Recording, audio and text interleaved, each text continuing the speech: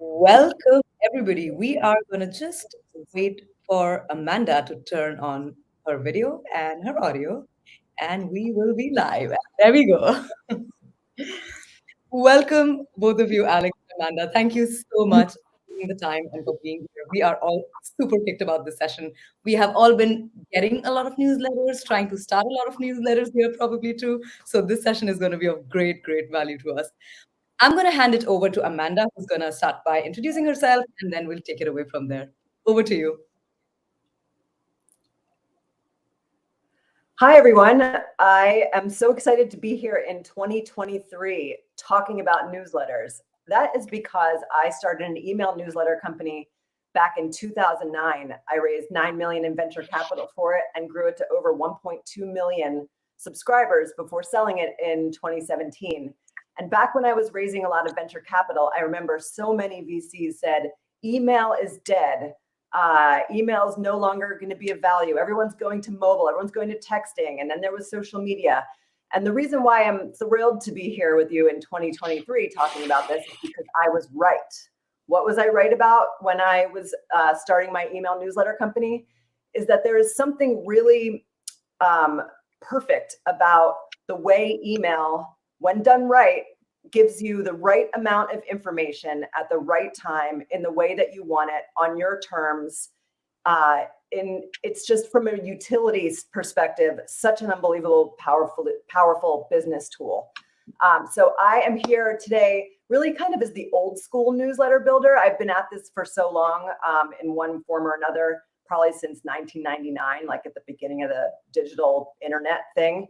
And Alex, my colleague here, is very much in the know of what's happening right now. So he's going to be able to tell you in terms of trends and what he's seeing because he's really in the thick of it. Alex, please introduce yourself and then we'll get into the content. What's up, guys? I'm Alex Garcia. I'm the founder of Marketing Examine. And like Amanda said, like it's crazy that over all these years, how every year it seems like they say email is dead, and email just continues to be everybody's most profitable channel. It has the highest ROI in comparison to Facebook and social and like all these different platforms. So it's amazing to see. On the other end, like I was part of the hustle right before we got acquired by HubSpot, and we were able to build up the newsletter to over 2 million subscribers, and then I got to work with Gumroad in 2021, build up their newsletter to roughly 250,000 subs. And as we all said here, like it just continue every time we launch something.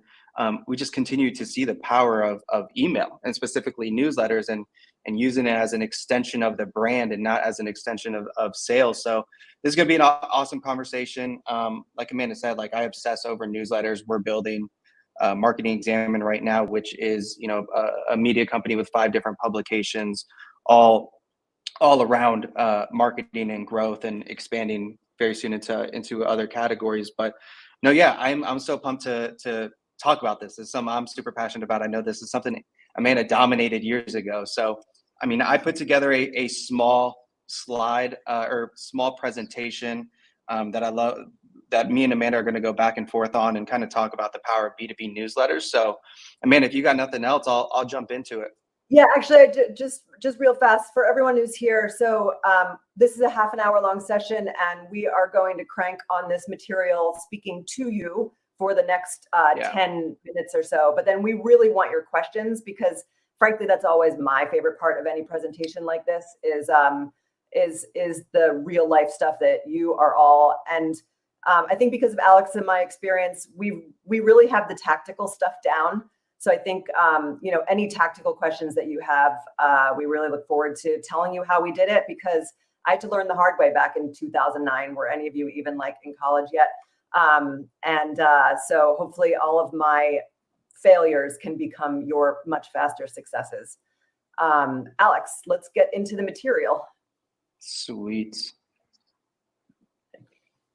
So the first thing about it is like the value of email. That's all I'm really trying to hone in here is how valuable email is to a company, right? Industry Dive was acquired by Informa for $525 million. Business Insider acquired Morning Brew for $75 million cash. HubSpot acquired the the Hustle and for example, one of the most recent ones was the Peak getting acquired by Zoomer Media, right? Like these are all B2B newsletters getting acquired by a lot of money because these, whether it's software companies or media companies, they want that media arm. They want that they want to be in somebody's precious inbox, right? Which is the first thing. And then these newsletters, they act as an extension of the brand and not sales, but then they also work to aid sales, which is such a valuable aspect of a B2B newsletter. And then the last part I think is so valuable is it helps you develop fans. You know, in a world where everybody's so worried about attracting followers and getting followers and growing on social, it's like, well, yes, that is awesome. But what about when we can convert these followers into fans? And what does that? And that is a newsletter, right? That is a newsletter. And the other thing is like fans stick around forever. This when people talk about increasing the customer lifetime value and increasing the average order value. It's like those are the fans purchasing and going out of their way to make sure anytime you drop something that they're there to purchase it. So Amanda, when you were starting the Daily Worth, like, what did you think about email and the value of email? And you and I have brainstormed or talked about some crazy stats that just show the value of it. Yeah, I mean, I've always loved email, despite the way there's just an enormous amount of crap these days. Am I allowed to curse in this? I'm all I know. Oh well, too late. I always love the value of email for a bunch of reasons. First is when you create something that is opt-in. That's always been something that I've been religious about, is not buying other people's lists, not uploading your college alumni directory or what have you, but people are saying, yes, I am going to allow you into my sacred space, which is where people spend about 75% of their workday, is in their inbox. They are already there. And it's very different from social media because social media is just noise. It's just like scrolling and scrolling and scrolling. You're trying to hook them but when someone's reading your email, you've got their dedicated attention and they have said, yes, I am okay for you communicating with me, versus the way a lot of folks are abusing it these days. The last reason why I was so into newsletters and still remain so today is I just saw it happen to a friend last week. He lost his entire Facebook group for no reason, doesn't know why, and can't get it back. And I can't imagine what that's done to his personal life and his income and everything. With your email inbox, yeah, you can run into some deliverability issues, but you can port it to another email server. You own that list. And for all those reasons, it just makes an amazingly solid medium for reaching people. Did I leave anything out, Alex?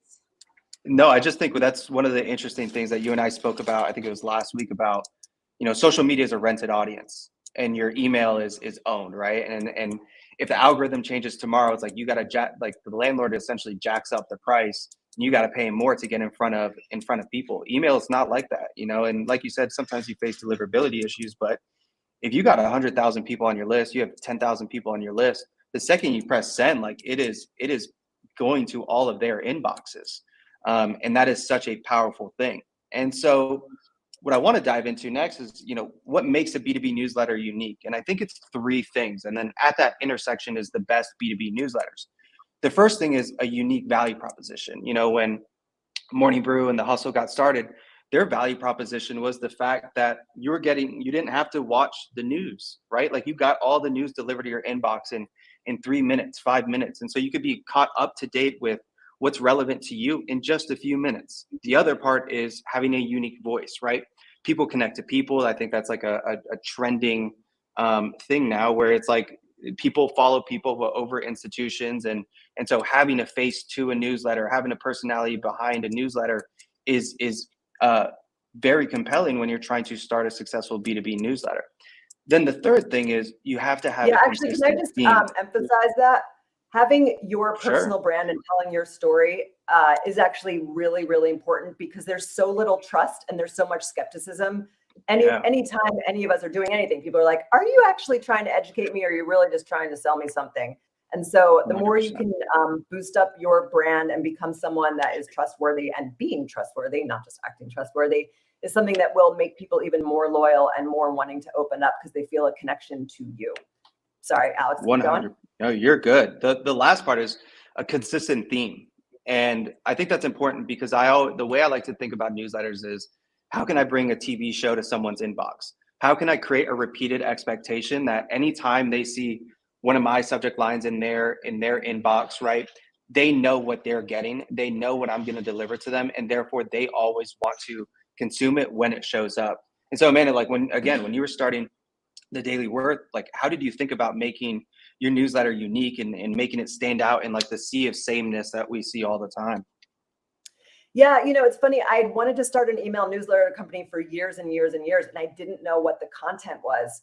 And then I went to this workshop around women's specific relationship to money, just because of the way we're socialized to think that money is a man's job. I mean, this is kind of like decades old stuff now, but some of it still remains true today. And I realized that personally, as an ambitious woman, I was interested in a money conversation that didn't exist in the in Vanity Fair, Cosmo, whatever the media was of the time, back when magazines were still more of a thing than they are now. And I realized that the whole money conversation as it was being had was really geared towards men. And so I was looking for substantive financial advice that didn't treat me like a housewife, and no offense, housewives whatsoever, but also took in you're getting the point, y'all. You can infer from what I'm saying here that there was a conversation around money for women and a specific psychographic of women that I didn't see exist anywhere. And I knew that there were millions of them who were not getting financial advice that wasn't dumbed down and ridiculous. So that was that. Which kind of leads into the third aspect of this is, well, how do you approach building a B2B newsletter? There's kind of 5 things I think about, like when we were scaling Marketing Examine, like these were the 5 things that I always thought about, that I was looking at competitors. I was trying to brainstorm, like, how can we separate ourselves, right? If everybody's just promising you to like that you're going to become a better marketer, then I mean, there's no differentiator at all. So there's kind of just 5 quick aspects I'll run over. And the first one is the question I like to answer when I'm doing this analysis is, what can I do that no other competitor is doing? And that takes a lot of research, right? Like that's really going back into the archive of different newsletters and how they deliver the information. Is it visual? Is it more text-based?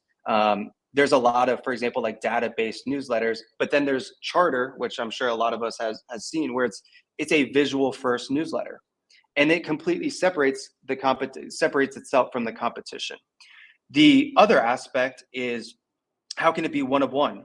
And what I mean by that is, how can you add your twist or your personality or your insight and experience that creates a one-of-one experience, because it's something else that nobody can replicate. There's a newsletter called Backlinko, and I think his name, the guy who writes, is Sean Dean or something like that. And the entire newsletter is based off his experience in SEO. And so he talks about what he's done or how he's helped scale brands. No one can replicate that. The only thing you could do is talk about what he has. Like, if you're trying to replicate you just talk about his case studies, right? And so in that way, like, nobody can replicate what he's doing because it's coming from a first hand experience. The third is, what can you do to create fans? What's that one called? I need to go sign up for that. I've never figured out SEO. What's it called? Backlinko. And he was one of them too. Like, it got acquired. Yeah, they got acquired by SEMrush, and like it's such a good move by SEMrush. Like, they now get a media arm. They now get a distribution channel where it's like, they have 200, 300,000 subs. That's a new acquisition channel for SEMrush, built off of trust, right? Like, people that love him are now going to associate SEMrush with the newsletter. The third is creating fans. What can you create that converts subscribers into fans? A lot of times with the newsletters, you get so caught up in going from 100,000 subs to 200,000 subs, and just like looking at that top line number. And as amazing as that top line number is, like, how much of those people are actual fans? That's something I always loved that Seth Godin would talk about. I was like, how are you attracting your first 1,000 fans and then scaling that? Because those people have other people that are perfect for that group. The fourth, and I'll run through these, is creating an expectation. Again, this goes back to, how can you deliver a TV show to someone's inbox? And what I mean by that is very simple. It's like, you would sit down to watch, whatever show it is every Wednesday at 7:30, because that was your thing. Like, you loved it. You knew what to expect. You knew you were going to laugh. You knew you were going to have to bring out the tissues and cry, like whatever it was, you knew what you were getting. And then the last thing that I think is super important is write for the one person who you wished read your newsletter. I'll be like completely transparent. For me, that person was Dharmesh from HubSpot. I was like, damn, like if I could get Dharmesh to read this newsletter one day, I know we are doing the right thing, because he's someone that's very successful. He's very in the know. He understands media. He understands content. He understands those things. Then he signed up for the newsletter, and I was like, okay, we're doing the right thing. So Amanda, like I'll turn it to you. Like how, when you were, and I know you already touched on this, but like, was there anything that you really thought about when starting the Daily Worth on like you wanted just to approach the market in such a different way that like you separated yourself from anybody else? Yeah, I actually, I've something I've learned, which is slightly counterintuitive over the years, is that the more authentic I am about my flaws and what's not working, the more magnetic and engaged everyone becomes, Yeah. I guess, because there's like more drama in that. It's more entertaining. But so for me, for Daily Worth, what had happened was I had bought a house, got married, got divorced, been an entrepreneur, all these things. And despite having done everything right, had landed myself $100,000 in debt. So the beginning of Daily Worth was really just tracking how I had thought I'd done everything right. And that was my main differentiator, was being really honest. I wasn't just going to sit there and like wag my finger and be like, stick to a budget. Cause like that only works now, I know, for 30% of people. So using my flaws and vulnerability and honesty in my newsletter, while also going, oh, I learned this thing. Here's what an IRA is, all that really boring stuff that is finance. My unique differentiator was actually being really honest, sometimes too honest, as my mother would call and go, I can't believe you just put that on the internet. And that, but it worked. That was the unique angle for me. That's awesome. I've noticed that too, of like when I've been very vulnerable in the newsletter, of just shared real life experiences or things that like I'm currently going through, and I'm like, hey, I'm still trying to get this newsletter out for you. The response rate is so much higher. And I know that's something you and I talked about, of, you're like, you've got content market fit when people are replying to you and they connect with you. But the last thing I'll touch on, and I'll make this really fast, because like Amanda said, like I rather do questions, is how to grow. And this is kind of just like what I've done with Marketing Examine, what I've done helping other people grow their newsletters, is I look at this as like, is this kind of framework, and it's these 5 steps. 0 to 100 is hand-to-hand combat. And what I mean by that is like you're asking your friends to sign up, you're asking colleagues to sign up. If you haven't like started growing on social or whatever, you're DMing people, you're cold emailing people, you're asking people to sign up, and you're essentially trying to get them on the newsletter, because they're going to be your feedback loop. They're going to tell you, oh, that was a great issue, that wasn't a great issue, I like this, I like that, I don't like this and that. The second aspect is what called buffet marketing. This is something I learned from Noah Kagan, and that's like, the only buffet that comes to mind right now for some reason is Golden Corral. But like, if you ever been to a Golden Corral and you walk in and you got your plate and you're like, damn, I'm gonna try 15 different things, like you're eating with your eyes. That is the same thing as buffet marketing, in the sense of like, this is where you just try a bunch of things, whether that's Facebook ads, running other like content partnerships, social, whatever it is, you're testing a bunch of things. Then the goal is to just learn what works and what has potential. And that's when you refine, block, and tackle. And your goal there is to, okay, these 5 things worked really well. I'm going to now put all of my time and effort into these 5 things, to then learn, number 4, what I can do to scale. What has the potential to 10x, whether that is social, whether that is Facebook ads, whether that is content partnerships or SEO. Your goal here is to find what has the potential to scale the second I shut everything else off and put all my time and effort into that. And then the last is flywheel marketing. And this is, okay, when I acquire one subscriber, how can I get that subscriber to acquire another? So if you're running a Facebook ad, how can you get, and you acquire one sub through a Facebook ad, how can I get that one person that I acquired to then refer another friend? Is that by making your content very shareable? Is that by having a referral program or some form of an affiliate program where you pay people per sign up that they get on their behalf? So this is the framework that I like to use and that I like to approach, especially if anybody is starting a B2B newsletter, because it's very simple to understand. But I'll end here because I do want to get into questions. Amanda, is there any questions that you see in there that you want Yeah, to tackle I head wanted to on? say, I was going to tell you what my trick to scale was. My Yes, please. ultimate thing that I did over and over and over again that finally worked was I paid for advertising in related non-competitive audience newsletters. Email leads to more email because people are already email people. And so that was and I had a revenue model at Daily Worth as well that supported this profitably. But it was justification to spend at the time. It was $1 per subscriber. I'm not seeing dollar cost per leads that much these days. I'm seeing more like 3 to 4. But that was Alex, you're probably beating that. So buying space in other newsletters was how we ultimately got to 1 million because we just cracked the code on that, and there was a bazillion of them. So that is it. So in terms of questions, I'm just going to go through here and find questions to answer. So I saw something about AI running through. Feel free to drop your questions in the chat.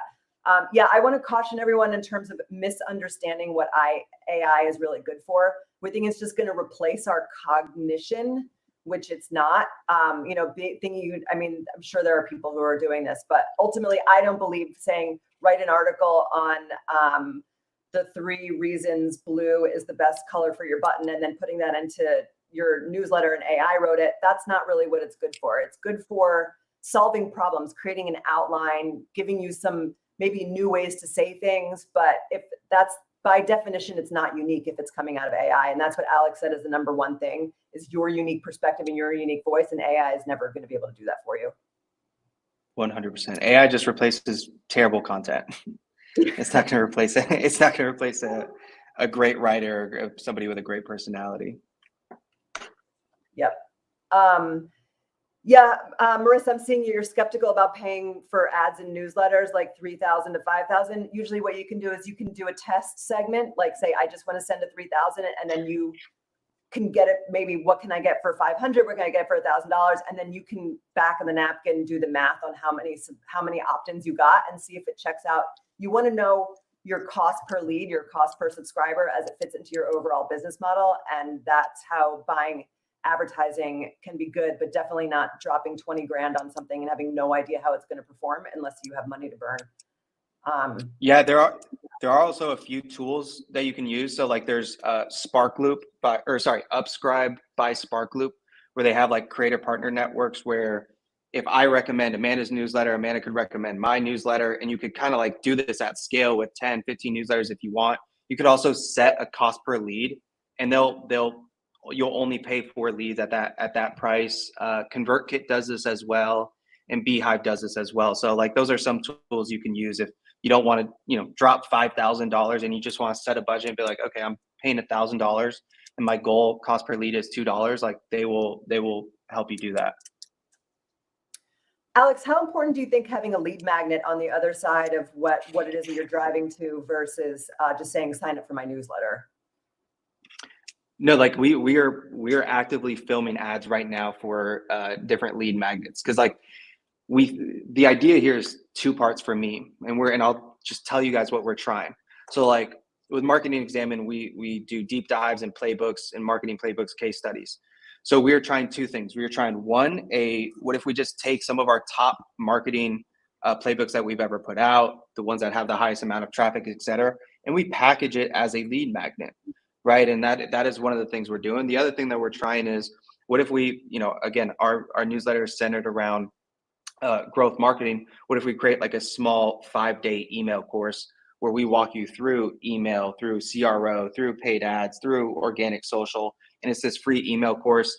I think the best lead magnets keep you in email, like you're delivering the information via email, so that that you're again creating that expectation in somebody's inbox. What do you think about them? Yeah, no, I was hoping you were going to say that because I agree. Driving people to sign up for your newsletter from an ad is going to be it's a taller order and probably going to be a lot more expensive. And I don't see that working. I always have to have lead magnets, and they can't just be blog posts repackaged as PDFs. They can't be. They have to be unique If they think they can get it somewhere else, there people are like, I'm not so sure I'm really ready to give you my email. It has to be something they really want. And that takes effort, and you have to try stuff, and a lot of stuff doesn't work. But when you hit it, I've had lead magnets work for years and years and years and be the only lead gen we needed to do. And we just keep running ads and it just keeps working and working. That's how you know you've cracked it. Like you've had like lead magnets that you just like run for months, right? Like run months and years, right? Yeah, no, well, usually I like to find the ones that I run for years, because then it's just one more thing I Yeah. don't have to think about. You can just focus on the Yeah. content of your newsletter. And that is where I've gotten a few times. And if something isn't performing, I'll kill it pretty fast, because Yeah. I don't like spending money on things that don't work, because you kind of know at a certain point if it's working or not. So frequency for newsletter, frequency, day, and time. I don't know if I'm right about this, Alex, so you tell me if you think I'm right. I think it's more about consistency than frequency, and more about quality than frequency. Yes, there's a certain amount of time you need to be in front of someone to continue to be relevant, but you also don't want to be putting out content until you really figure out how to give people what they want. I think consistency, knowing every Tuesday and Thursday at 8 a.m. you're going to get it, or if you can do it every day because your business model calls for it, do it every day. You can under email. People are sometimes afraid they're emailing too much. Most of the time they're not. It just means that they've forgotten who you are and they're not more likely to open it. What do you think, Alex? Completely agree. Quality over quantity. And then when you do want to increase quantity, make sure that quality doesn't dip. Obviously there's things like the hustle that's every single day because they're trying to replace news. So that's one angle. But, with Marketing Examine, I started with one email. Then as we scaled and we brought on more writers, we moved on to 2 emails. But the idea was we're never going to lose any quality. It's always going to be the highest quality. I keep seeing the same. Than to not, Yeah, than to 100%. Yeah, 100%. I keep seeing what's the best newsletter platform. I don't want to I won't give a biased answer. What I'll say is for newsletters specifically, Beehive is a great option. If you're trying what Beehive doesn't do, which somebody like ConvertKit does very well, they have all sorts of different automations and flows that you can create. So if you're trying to monetize downstream later on based on actions taken in the email, ConvertKit's great. But those are usually the 2 that you'll see in any article is Beehive or ConvertKit. What about my favorite is ActiveCampaign. I've been so loyal to them for a decade, and I just think their automation and their tagging is. I haven't used ConvertKit yet, but I don't find anyone else on the automation or tagging front that comes anywhere close to ActiveCampaign. Have you used it? Yeah.